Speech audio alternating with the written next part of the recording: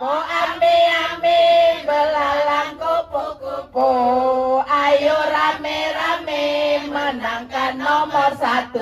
Amin menang, amin menang, amin menang. ربنا لا تؤاخذنا إن نسينا أو أخطأنا ربنا ولا تحمل علينا إصرا كما حملته على الذين من قبلنا ربنا ولا تحملنا ما لا طاقة لنا به واعف عنا واغفر لنا وارحمنا أنت مولانا فانصرنا على القوم الكافرين. الله أكبر.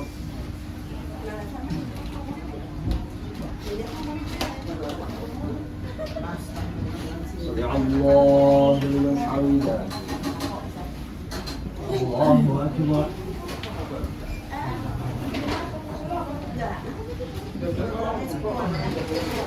الله أكبر. الله أكبر. Assalamualaikum warahmatullahi wabarakatuh. Waalaikumsalam.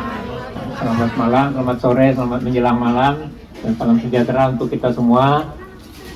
Alhamdulillah juga dibantu oleh tentunya koalisi perubahan ya, yang terdiri dari beberapa partai politik, termasuk Partai Keadilan Sejahtera (PKS), kemudian tentunya ada Nasdem. Bismillahirrahmanirrahim. Alhamdulillahirabbil alamin. Wassalatu wassalamu ala asrafil anbiya'i wal mursalin wa ala alihi wa sahbihi ajma'in. Pertama sekali, marilah sama-sama kita menyatakan syukur kehadirat Allah Subhanahu wa ta'ala. Dengan rahmat kurnia-Nya kita dapat berkumpul di tempat yang penuh berkah ini dalam rangka silaturahmi, deklarasi dukungan kepada Bapak kita, Bapak Anies Baswedan. Mudah-mudahan segala niat kita akan diijabah Allah Subhanahu wa ta'ala. Amin. Kemudian selawat dan salam kepada junjungan Nabi besar Muhammad sallallahu alaihi wasallam yang sama-sama kita harapkan syafaatnya di yaumil akhir. Yang sama-sama kita hormati Bapak Imam Syamsi Ali yang datang dari jauh di ujung sana, jauh sama tempatnya tapi dekat hatinya dengan kita, sehingga acara dadakan ini bisa terlaksana. Bapak, perlu saya sampaikan, besar gunung besar hati kami, Pak. Kenapa? Karena biasanya kalau orang-orang besar itu tidak bisa secara dadakan. Tapi begitu Bapak bilang iya, rasanya udah nggak bisa bilang lagi lah. Seperti saya katakan tadi, besar gunung besar. Tapi alhamdulillah begitu Bapak bilang iya, saya langsung menghubungin. Saya pikir-pikir Pak, yang hadir cuma 10 orang. Saya bilang, ih gimana ya kalau cuma 10 orang, saya bilang. Tapi alhamdulillah, saya rasa kalau yang daftar itu hampir 60, tapi mudah-mudahan yang hadir juga sebagai yang terdaftar. Amin. Sekelas info kami sampaikan, Pak, kami yang ada di UK ini gabungan dari beberapa pendukung Anies, beda nama tapi kami tetap bersatu, tetap kompak. Makanya waktu pertemuan tanggal 19 di tempatnya Ibu di Southampton, Pak Anies memberikan sambutan. Dia bilang biarlah namanya beda tapi bersatu karena tujuannya satu, ya kan Bu ya? Dan mudah-mudahan dengan adanya sering-sering begini bertambah lagi pendukung dari Pak Anies. Amin ya rabbal alamin. Rasanya lebih bahagia kita kalau kita lebih banyak waktu untuk mendapat pengarahan, bimbingan dari Bapak Imam Syamsi Ali. Jadi saya rasa kami dari relawan Anies dari berbagai nama, mudah-mudahan tetap istiqomah, tetap mengantarkan dengan doa kepada Pak Anies yang kita idam-idamkan, yang kita inginkan, yang kita harapkan, ya nggak Bu? Ya nggak Bu? Istiqomah Bu? Alhamdulillahirabbil alamin. Jadi Bapak, saya rasa begitu sajalah sambutan dari saya. Mohon maaf lahir batin kalau ada kesalahan dan kesilapan dari kami yang hadir ini. Katanya jalan-jalan belanja ke pasar, jangan lupa membeli manggis. Tingkatkan semangat yang besar untuk memenangkan Pak Anies. Demikian saja. Assalamualaikum warahmatullahi wabarakatuh. Assalamualaikum warahmatullahi wabarakatuh. Alhamdulillah alladzi allafa baina qulubina fa asbahna bi ni'matihi ikhwana. Asyhadu an la ilaha illallah wahdahu la syarika lah wa asyhadu anna Muhammadan abdullahi wa rasuluh la nabiyya ba'dah. Allahumma salli wa sallim wa barik alaihi wa ala alihi wa sahabatihi wa kulli man tabi'a hudahu wa istamsaka bi sunnatihi ila yaumiddin wa ba'd. Pertama-tama tentu Bu Fadilah dan Bapak-bapak, Pak Henry dan Ibu yang serta Bapak dan Ibu semua yang hadir pada malam hari yang mudah-mudahan penuh keberkahan ini dalam rangka acara deklarasi dukungan kepada Amin dan silaturahmi tentu terutama. Kita sampaikan puji syukur dulu kepada Allah Subhanahu wa taala bahwa tak ada yang terjadi dalam hidup ini, besar atau kecil dalam ukuran kita. Qadar itu artinya ukuran, tapi sekaligus juga bahagian dari ikatan kekuatan dan kuasa Allah, bahwa segala sesuatu terjatuh di bawah radar kuasanya Allah Subhanahu wa taala. Dan karenanya segala sesuatu kita kembalikan kepada Allah dengan rasa syukur kita. Salawat dan salam kepada junjungan kita, qudwah kita, uswah kita, role model kita, tauladan kita, Muhammad sallallahu alaihi wasallam, yang telah menjadi contoh dalam segala aspek kehidupan kita. Pada kesempatan ini, perkenankan saya memulai barangkali dengan mengatakan kenapa saya pribadi, yang mungkin orang lebih banyak mengenal Ustadz, kalau di Amerika dan di sini mungkin dikenal sebagai imam, kok bisa mendukung. Dan ini bukan pertama kali saya terbuka dalam mendukung paslon. Saya harus jujur ya kalau menceritakan. Jadi sejak tahun 2014 saya memutuskan untuk mendukung paslon. 2019 saya juga memutuskan untuk mendukung paslon. Dan kini juga saya memutuskan untuk mendukung paslon. Jawaban terbesar adalah karena walaupun saya ini meninggalkan Indonesia sejak umur 18 tahun. Kuliah di Pakistan 7 tahun, hidup di Saudi sebagai guru 2 tahun, dan kini di Amerika sudah 27 tahun. Jadi umur saya di luar negeri kira-kira itu, ya di Indonesia hanya 18 tahun. Ya. Tapi yang namanya rasa cinta kepada negeri itu nggak akan hilang. Karena itu merupakan bagian dari sunnatullah. Ya ayuhan nasu inna khalaqnakum min dzakarin wa untha wa ja'alnakum syu'uban wa qabaila. Maka ada ikatan sya'ab, ikatan nasionalitas kita, ikatan kepada negeri itu nggak akan pernah hilang. Maka ada istilah negeri darah, tumpah darah kan gitu. Jadi walaupun mungkin paspor sudah berganti, tapi semangat kecintaan kepada tanah air itu nggak akan pernah berhenti. Dan Rasulullah juga begitu waktu meninggalkan Mekah itu beliau meneteskan air mata dan mengatakan begini, kalau seandainya mereka bukan mengusir dan memaksa saya keluar, saya tidak akan meninggalkan engkau wahai Mekah. Itu tumpah darahnya Rasulullah SAW. Maka ketika saya memutuskan paslon ini adalah bagian dari semangat ingin melihat Indonesia lebih hebat, lebih maju, lebih kuat.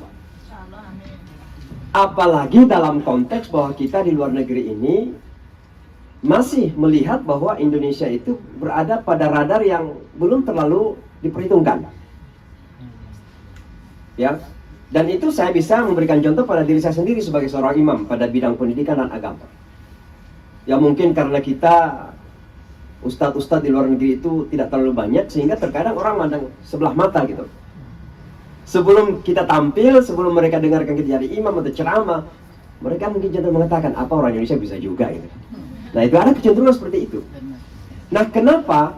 Karena memang secara umum, bangsa dan negara kita luar negeri ini, dibandingkan saja dengan tetangga-tetangga, itu belum terlalu memiliki karisma, posisi yang dibanggakan dan dihormati.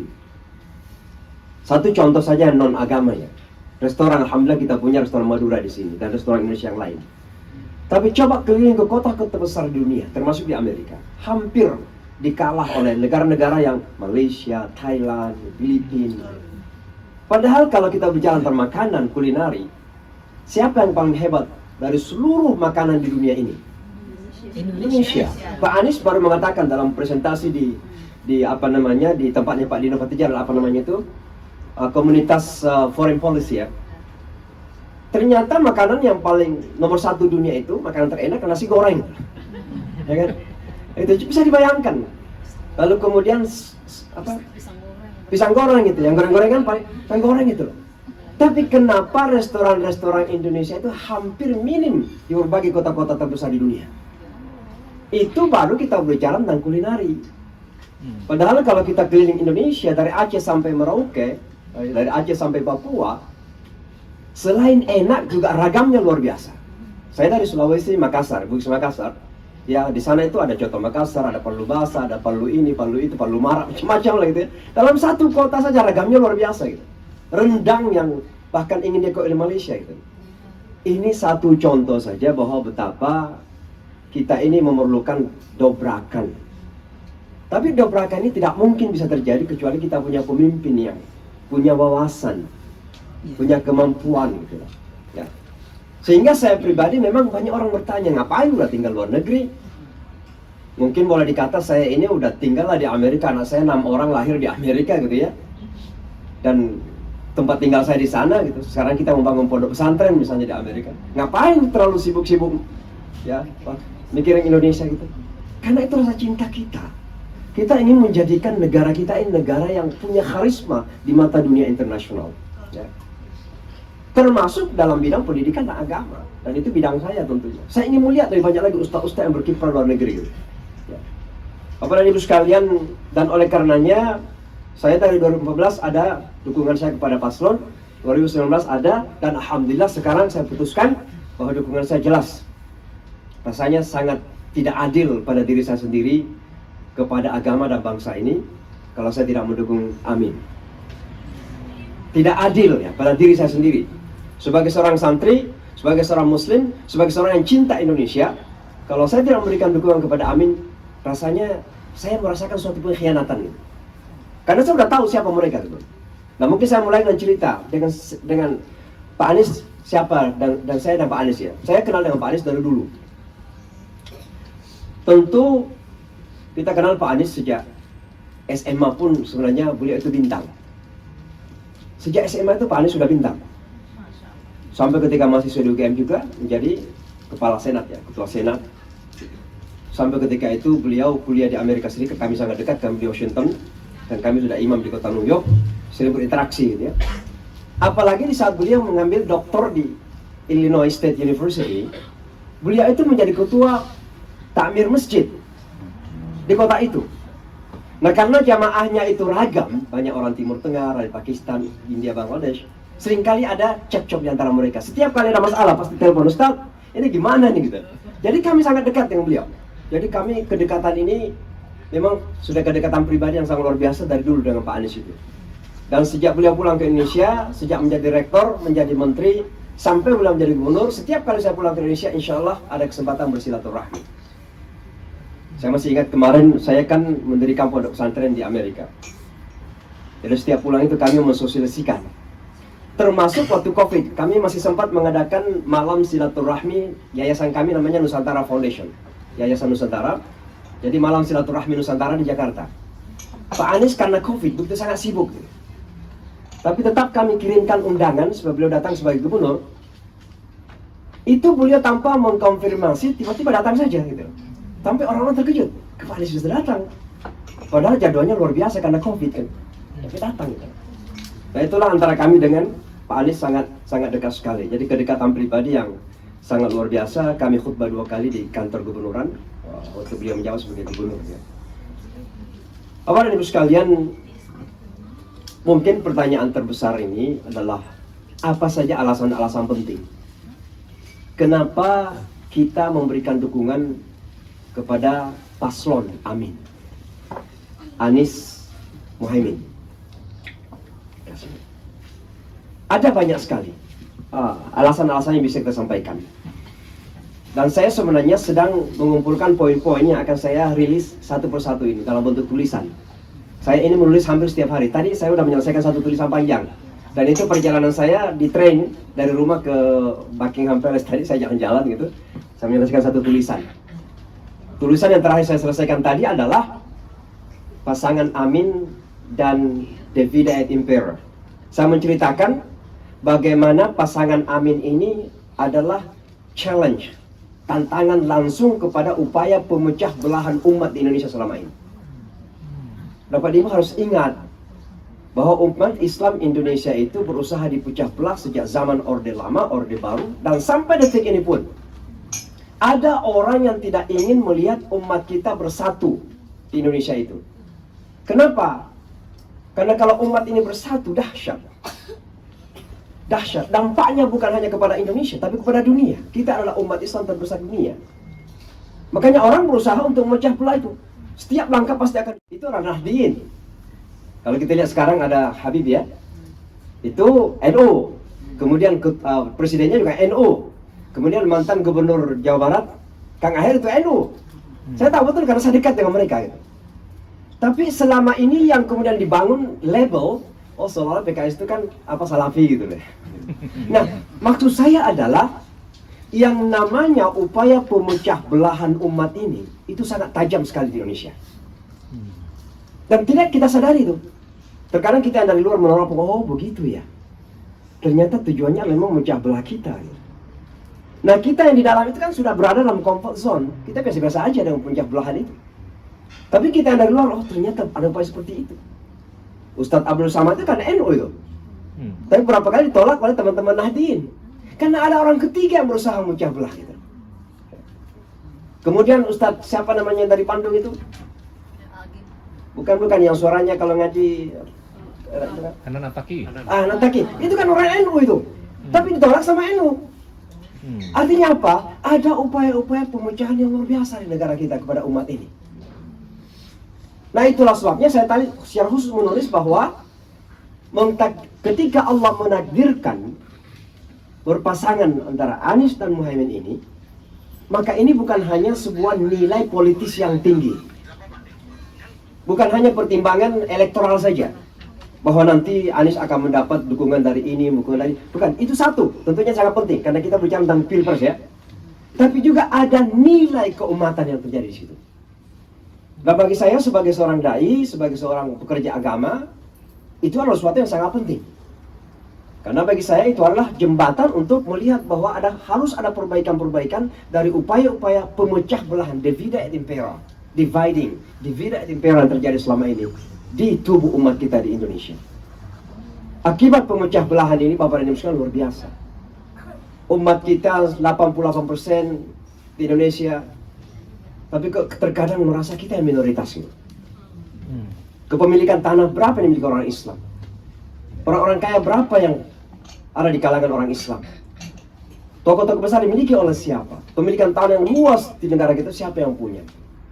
Bahkan sejujurnya sampai saat ini pun, apa yang seperti seolah-olah ingin dipaksakan membangun IKN itu mohon maaf tanah-tanahnya sudah dikapling oleh orang-orang yang kaya. Dan siapa orang-orang kaya yang kita maksud di situ? Inilah semuanya sebenarnya sebagai akibat daripada divide et impera tadi yang terjadi, pemecah belahan yang terjadi tadi itu. Nah jadi Bapak dan Ibu sekalian, alasan yang pertama adalah karena bagi saya ini adalah merupakan jalan awal bagi rekonsiliasi keumatan kita di Indonesia. Mudah-mudahan dengan amin. Apalagi sejak Anies Baswedan terpilih menjadi gubernur, dan kita tahu juga latar belakang terpilihnya Anies Baswedan. Jadi ketika itu memang yang akan dimajukan oleh Gerindra untuk menjadi gubernur adalah Sandiaga Uno. Ini saya ceritanya tahu karena saya dengarkan langsung dari Pak Aksa Mahmud, orang pertama yang terlibat hiruk pikuk ketika itu. Jadi Pak Aksa Mahmud itu cerita kepada saya, sama Erwin juga anaknya, yang walaupun sekarang anaknya di seberang. Tapi Erwin cerita kepada saya, bagaimana proses yang terjadi ketika pencalonan calon gubernur di Jakarta itu. Jadi yang diajukan oleh Gerindra adalah Sandiaga Uno. Tapi Sandiaga Uno sendiri sadar bahwa tidak mungkin dia bisa electable. Elektabilitasnya sangat rendah sekali. Maka ketika itu Pak JK yang lagi umrah komunikasi dengan Pak Aksa yang di Jakarta, meminta kepada Anies Baswedan yang sudah selesai di shuffle jadi dari menteri untuk maju. Tadinya Pak Prabowo itu menolak untuk Anies maju menjadi orang pertama. Beliau tetap ingin memaksakan Anies orang kedua, Sandiaga Uno orang pertama. Tapi Sandiaga justru yang kemudian berusaha untuk meyakinkan Pak Sandiaga bahwa saya tidak mungkin bisa terpilih. Oleh karenanya saya lebih baik jadi orang kedua dan Anies jadi orang pertama. Maka Anies yang menopang Anies sebenarnya mendukung Anies di Jakarta itu sebenarnya PKS. Jadi kalau ada yang mengakui berjasa mendukung Anies Jakarta itu salah itu. Ya, itu belakangan. Ya, setelah didukung oleh PKS baru kemudian disetujui gitu. Nah ini kan dalam debat kan berbeda kemarin itu kan. Ini saya cuma ingin menjelaskan saja. Karena ini cerita pertama ya. Dan ini cerita dari orang pertama yang melakukan itu, pelaku pertama. Ya. Saya dekat dengan Pak Aksa sesungguhnya ya. Jadi bukan cerita karang-karangan gitu ya. Nah itu Pak Presiden. Jadi maksud saya ada begini. Ketika Pak Anies kemudian didukung oleh PKS, lalu kemudian bergabunglah Gerindra yang hanya 2 partai saja, melawan partai banyak itu dengan kekuatan yang luar biasa, di belakangnya ada oligarki. Ya. Lalu kemudian dengan izin Allah, karena satu dari hal kemudian terjadi 212, bergabunglah apa yang dilabelkan oleh mereka sebagai gerakan anti perdamaian lah, atau gerakan radikal lah, atau gerakan intoleran macam-macam lah. Itulah 212 ya. Nah, karena gerakan 212 yang non partai ini didukung oleh PKS lagi, lalu bergabung partai Gerindra di situ.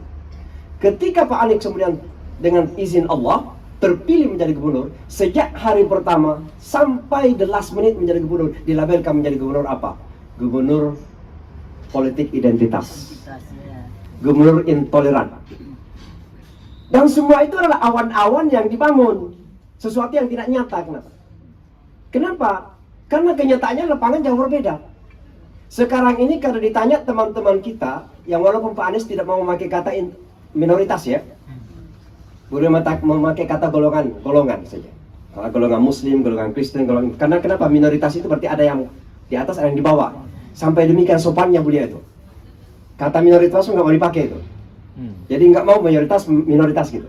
Saking beliau itu ingin betul-betul merangkul semuanya gitu. Nah, tapi kita pakailah minoritas.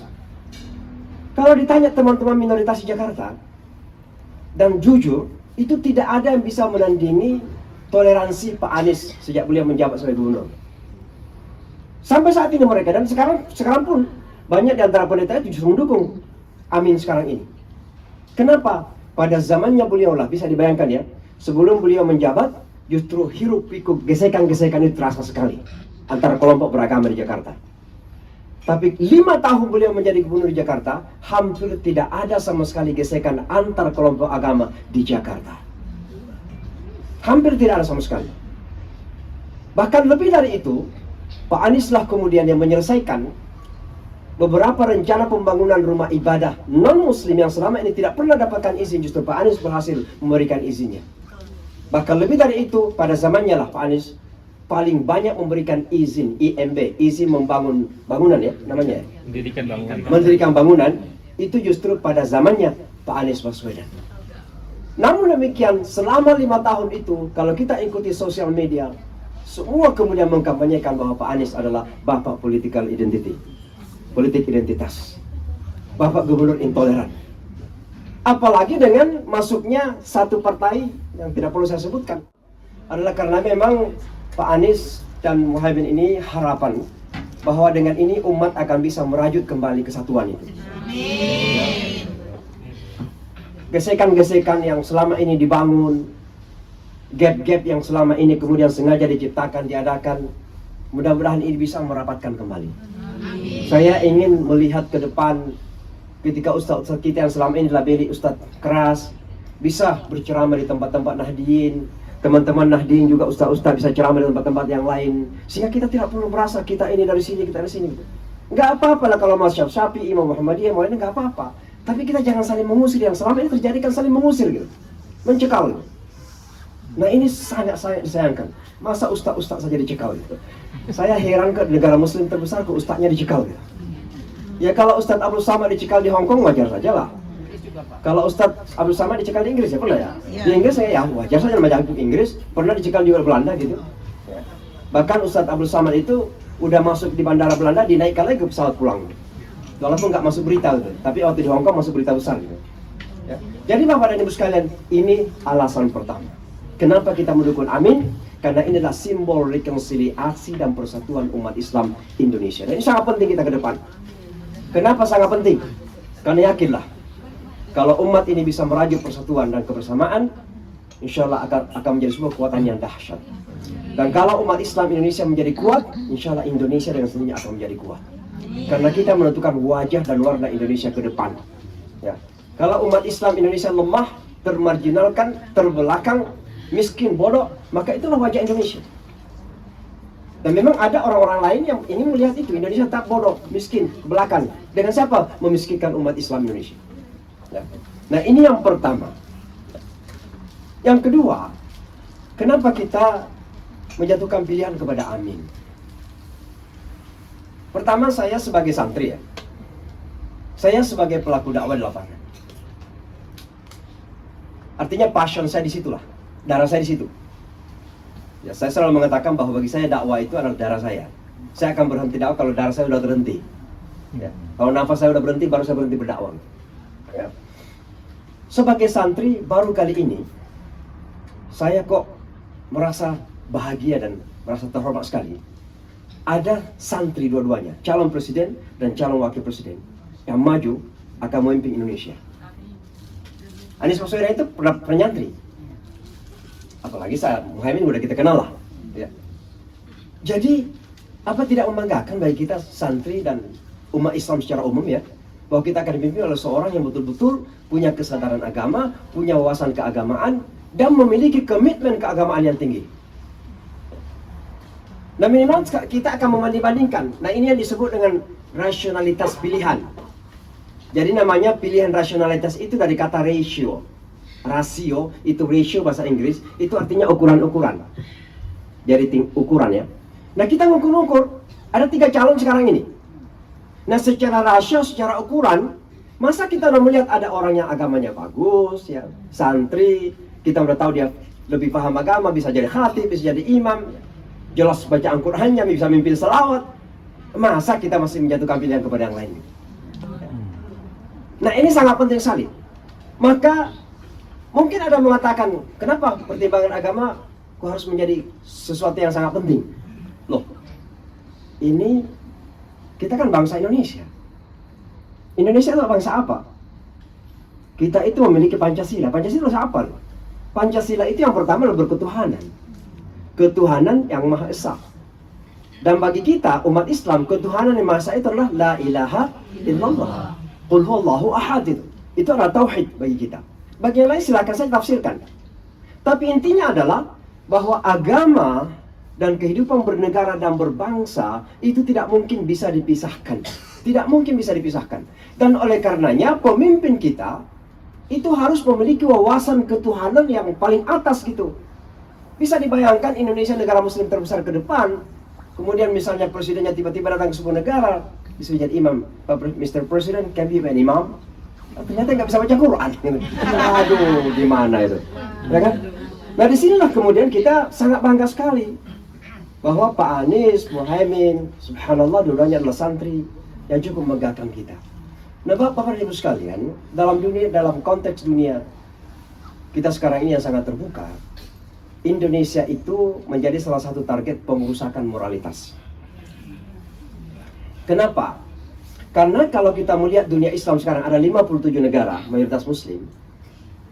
Itu Indonesia sekarang ini, kalau mohon maaf ya, di Timur Tengah Saya tidak ingin sebenarnya menyinggung negara lain, tapi di Timur Tengah itu sangat rentang sekali untuk immoralitas masuk.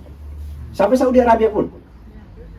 Saudi Arabia bahkan di saat memperingati Maulid Nabi itu mengundang penyanyi rock dari Amerika gitu. Sudah kebablasan gitu. Saya ceramah kemarin di Birmingham, itu yang mendampingi saya salah seorang imam syekh dari Saudi Arabia yang meninggalkan negaranya karena diusir oleh pemerintah. Kalau enggak ditangkap dia. Maka dia sekarang menjadi refugee di sini. Namanya Syekh Imad.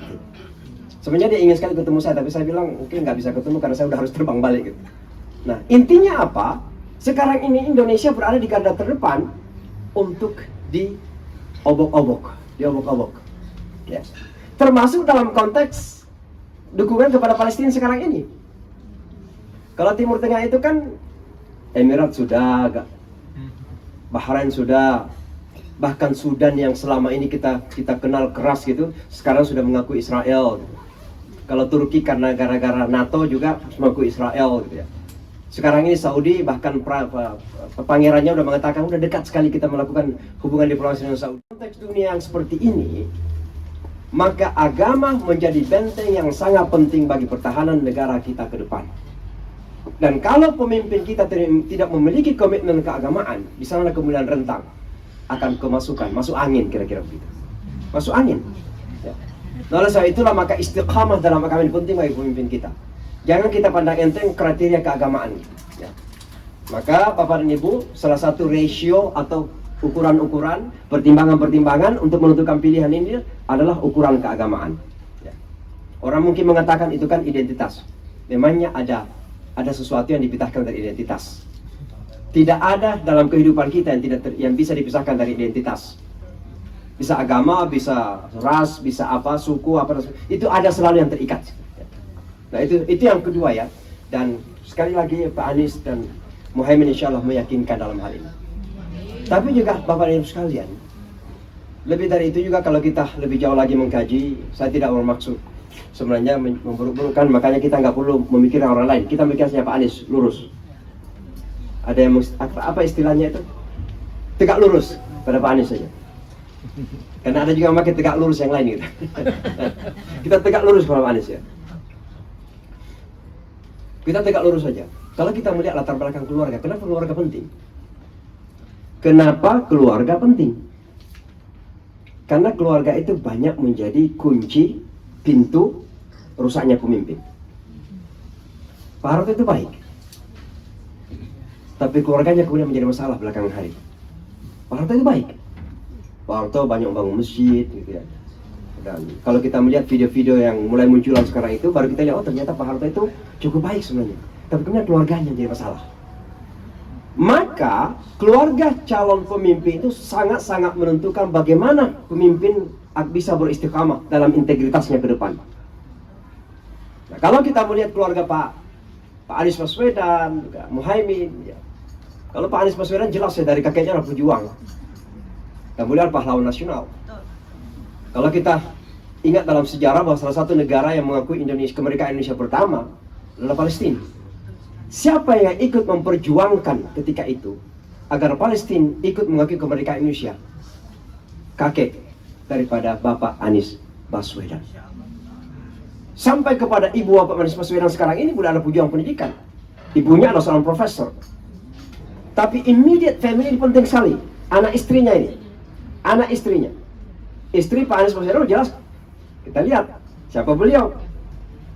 Beliau itu alhamdulillah insya Allah agamanya baik, tapi juga terdidik. Beliau itu S2 dari Illinois. Jadi ketika Pak Anies Baswedan ngambil S3, istrinya juga sekolah. Maka selesai S2-nya, jadi ijazahnya jelas. Ijazahnya jelas ya. Jadi suami istri itu dari Illinois. Pak Anies dapat S3 dari Illinois State University, istrinya juga dapat S2 dari Illinois State University. Ya. Sangat berpendidikan sekali dan sangat ahli dalam bidang pendidikan. Makanya anak-anak beliau itu alhamdulillah sangat terdidik gitu ya, sangat terdidik sekali dan nampak. Nah, ini faktor yang sangat menentukan karena kenapa? Sekali lagi keluarga itu sangat menentukan dalam kepemimpinan kita.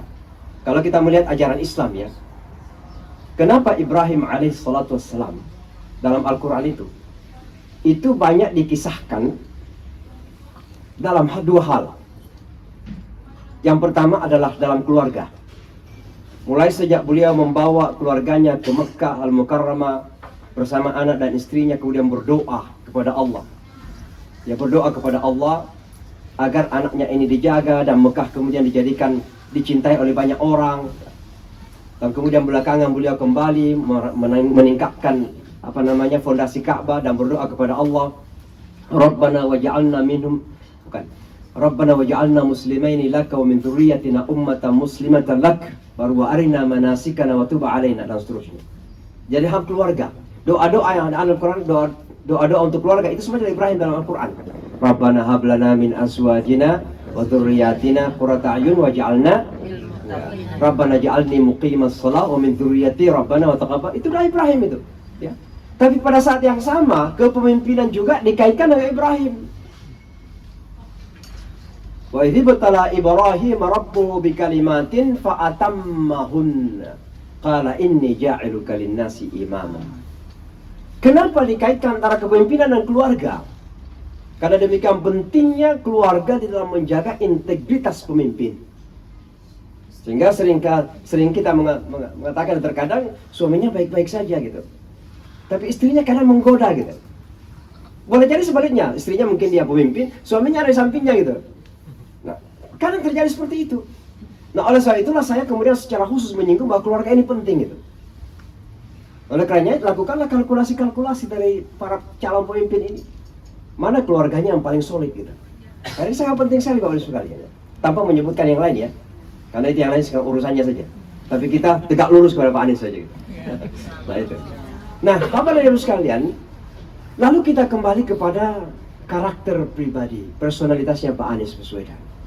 Saya tadi sempat menyinggung bahwa beliau saya kenal dari sejak SMA sampai beliau mahasiswa di UGM. Beliau bukan sekedar mahasiswa tapi pemimpin pergerakan.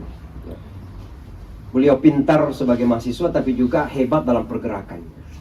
Baik dalam menulis ya, beliau dalam mengekspresikan opini baik dalam bentuk tulisan maupun ucapan sangat luar biasa gitu. Ya. Terus terang saja saya bukan sekali lagi mengurangi yang lain, tapi kalau membandingkan yang ada itu, kemampuan komunikasi yang dimiliki oleh Pak Anies itu tidak tertandingi oleh siapapun. Ya, betul. Komunikasi oral, pidato, ceramah maupun komunikasi nulis gitu, sangat luar biasa beliau. Dari dulu saya sering baca tulisannya di Panji Masyarakat maupun di Suara Muhammadiyah dari dulu. Waktu mahasiswa masih di UGM ya. Jadi saya sebenarnya fan-nya beliau dari sejak dulu. Walaupun saya mungkin lebih tua soal 1 tahun dari beliau. Tapi saya fan-nya dari dulu, Pak Anies ini. Jadi dari segi kepribadian, kita melihat minimal ada 3 hal. Yang pertama, kecerdasan. Karena pemimpin itu fatana namanya. Harus ada kecerdasan. Ya, harus ada kecerdasan. Dan saya kira kecerdasan Pak Anies nggak bisa dibandingkan lagi ya. Kecuali cerdas ya, makanya beliau alhamdulillah S2-nya selesai dengan baik, kemudian S3 dan mungkin candaannya sekali lagi ijazahnya jelas ya. Ya. Dan bukan cuma itu Bapak dan Ibu sekalian, kecerdasan Pak Anies itu terefleksi di dalam visi dan misi yang sekarang ini ditawarkan. Kenapa saya mengatakan begitu? Karena ada yang lain juga punya visi dan misi, tapi mereka sendiri tidak terlalu paham visi misinya. Kenapa? Yang membuat itu tim ahli. Sehingga kalau ditanya tentang visi dan misi, ya biarlah itu ada di buku saya gitu. Atau nanti juru bicara saya yang ngomong gitu. Tapi Pak Anies itu luar kepala. Kenapa? Karena memang dia pintar gitu. Itu bedanya. Ada orang, ada pasangan punya visi dan misi, tapi diwakilkan oleh tim. Ketika ditanya oleh calon pemilih, mereka mengatakan itu kan bukunya saya sudah siapkan, kan silakan dibaca di buku. Atau mengatakan udahlah nanti ini juru bicara saya suami dan istri yang ngomong gitu. Kalau saya sendiri nggak terlalu paham visi dan misi itu. Luar biasa calon yang seperti itu. Tapi Pak Anies justru terlibat di situ. Dan mohon maaf inilah kehebatan dari segi pemikiran luar biasa beliau itu. Nah, yang kedua tentu kembali kepada keagamaan, saya nggak perlu ulangi lagi. Agama, insya Allah itu sudah jelas. Ya. Alhamdulillah beliau pernah khutbah baru-baru ini di Madura. Ya. Pak Anies yang khutbah, Muhaimin jadi imam. Ya, saya sudah bertekad. Kalau Allah takdirkan Pak Anies terpilih tahun 2024 nanti, bulan September, kapan dilantik ya? Oktober. Berarti masih tahun depan lagi baru ke New York ya. Untuk insya Allah kalau ke New York, kalau Anwar Ibrahim pernah khutbah di Islamic Center baru-baru ini, insya Allah Anies Baswedan akan khutbah di Islamic Center. Karena saya bisa mengatur jadwal di situ. Ya. Saya kan imam sih. Ya. Jadi sudah tekad saya. Ya. Insya Allah. Jadi kita akan punya sejarah, akan ada presiden yang khutbah di kota New York pertama dalam sejarah Indonesia. Kita doakan insya Allah mudah lancar. Nah tentu yang ketiga kalau pribadi ini, jadi akal pikiran, kemudian keagamaan hati dan sebagainya adalah emosi Bapak dan Ibu sekalian. Masalah emosi dalam kepemimpinan ini penting sekali. Karena begini, menjadi pemimpin itu kan prosesnya tidak mudah ya. Tapi kalau di atas itu terkadang tidak mudah dilepaskan. Tidak mudah dilepaskan. Jadi bagaimana seorang pemimpin itu memiliki stabilitas emosi yang matang? Kalau tidak, maka itu sangat berbahaya ke depan. Termasuk dalam pengambilan kebijakan. Apalagi dalam berinteraksi dengan orang di sekitarnya gitu. Nah sehingga kalau kita melihat Pak Anies itu luar biasa. Kalau kita melihat bagaimana di Jakarta beliau itu, saya tidak perlu menyebutkan lagi bagaimana kata-kata kasar di media sosial gitu. Ya, tuduhan-tuduhan, segala macam cacian, yang baik saja disalahkan, apalagi yang masih dituduh-tuduh kesalahannya. Sampai akhir itu beliau itu berusaha untuk mendapatkan sesuatu yang bisa disalahkan. Tapi alhamdulillah Allah selamatkan itu. Allah selamatkan. Proses pembuatan motor itu, sirkuit itu boleh cerita kepada saya. Pertemuan sebelum, bukan yang terakhir, tapi sebelumnya lagi. Kami hanya bertiga saja, saya dengan Pak Tamsil Lindrung dan beliau makan siang di kantor gubernur di balai kota. Dan boleh cerita prosesnya itu. Bagaimana baja yang diimpor dari luar negeri itu udah sampai di Jakarta. Itu karena hanya ada satu stempel apa yang tidak ada di situ, harus dikembalikan lagi keluar ke Singapura untuk dapatkan stempel itu. Lalu setelah masuk harus satu persatu lagi nih. Padahal tinggal beberapa hari lagi. Tapi Allah intervensi. Rupanya bukan Presiden Jokowi yang langsung, ada orang lain yang intervensi di situ, sehingga suatu ketika begitu Presiden Jokowi datang ke daerah itu, beliau Pak Anies kan mendampingi sebagai gubernur. Presiden Jokowi melihat tumpukan baja itu, ini apa ini katanya? Pak Anies langsung katakan keadaannya, Pak Presiden begini keadaannya. Pak Presiden langsung mengatakan ya udahlah, ini sudah selesai saja. Itu Allah yang intervensi. Tapi ada justru orang dekatnya yang berusaha untuk mengintervensi agar gagal pembangunan sirkuit itu. Itu luar biasa itu. Segala sesuatu berusaha untuk digagalkan. Ya, itu Pak Anies Baswedan. Dan beliau cerita itu. Dia katakan, Ustaz, ini kalau bukan Allah intervensi tidak mungkin bisa jadi. Sama dengan yang JIS itu. Kalau tidak Allah intervensi nggak jadi. Bayangkan pembangunan JIS itu, semua anak negeri. Bahan-bahannya dalam negeri, sampai rumputnya pun dari Boyolali gitu. Yang sampai karena berusaha untuk dihilangkan jejaknya mau diganti gitu oleh orang lain gitu. Luar biasa ya. Luar biasa. Jadi saya cerita itu langsung dari beliau. Dan mohon maaf Bapak Ibu sekalian, bukan saya ingin menyebutkan, tapi waktu pertama kali beliau ke Amerika mengurus tentang Formula E itu kan beliau bersama dengan Pak Dino Patijalal. Itu justru beliau nggak ketemu dengan Konjeng atau siapa. Kami makan siang, makan malam bersama. Jadi demikian dekatnya dengan teman-teman beliau itu. Jadi ini yang kedua, yang ketiga saya kira dari segi faktor kepribadian memang beliau memiliki emosi yang sangat stabil sekali. Dan sekali lagi pemimpin itu harus memiliki stabilitas emosional. Ya kalau tidak sangat berbahaya sekali. Dan juga kita lihat bagaimana ketika dia melakukan debat, kan ikuti pasti debatnya kan? Ya bagaimana beliau berusaha untuk direndahkan, ya Anda itu siapa sih, kami yang saya mencalonkan Anda kan, kira-kira gitu. Tapi beliau tersenyum gitu. Ya. Dan beliau punya self confidence, self trust ya, percaya diri sangat tinggi, dan beliau membalas ya. Walaupun itu orang mengatakan tajam ya, tapi dengan sopan. Dengan sopan. Bahkan dikatakan ini kok disalahkan angin, beliau mengatakan itulah bedanya antara orang yang berbicara dengan data dan orang yang bicara tentang ilusi atau apa gitu. Saya cuma ingin mengatakan bahwa saya kira kita memiliki segala reasoning, segala alasan untuk memberikan dukungan kita kepada Amin, insya Allah. Tapi Bapak dan Ibu sekalian, tantangannya berat. Ya. Anies Baswedan ini dari dulu sebelum pun ada musim-musim politik ini pun berusaha digagalkan jadi calon. Bahkan banyak di media sosial itu kemarin bercandanya begini, mudah-mudahan jadi capres. Tapi maksudnya nggak akan jadi capres, kira-kira begitu. Ya. Alhamdulillah semua dilaluin sampai malah beliau kemudian mendapatkan pasangan pertama dan beliau menjadi pendaftar pertama. Mudah-mudahan ini tanda-tanda bahwa Allah memuluskan semua perjalanan. Tapi intinya tantangannya tidak berat, kita tidak mudah ya, tantangannya tidak mudah. Tapi ketika kita melihat tantangan ini sekaligus memberikan pelajaran kepada kita bahwa ini bukti bahwa kita berada di jalan yang benar. Bahwa jalan kebenaran, jalan keadilan itu memang pasti akan tertantang. Dan kalau kita mau yang tenang-tenang saja, jangan siap jadi pejuang. Kalau mau jadi pejuang, siap ditantang. Nah, siap kita jadi pejuang insya Allah. Kita perjuangkan amin. Sampai jadi presiden insya Allah. Saya kira demikian, mudah-mudahan bermanfaat. Mohon maaf segala kekurangan. Assalamualaikum warahmatullahi wabarakatuh. Terima kasih banyak Pak Samsi Ali, jazakallahu khair. Mudah-mudahan pertemuan kita, pertemuan yang dirahmati, yang diberkahi. Mudah-mudahan ini menjadi saksi dan jalan bagi kemenangan amin insyaallah ke depan untuk bangsa dan negara kita dan umat kita yang lebih maju dan kuat. Allahumma amin. Alhamdulillah rabbil alamin, hamdan yuwafi ni'amahu yukafi mazidah. Ya Rabbana lakal hamdu wa lakal syukru kama yanbaghi li jalali wajhikal karim wa 'azimi sultanik.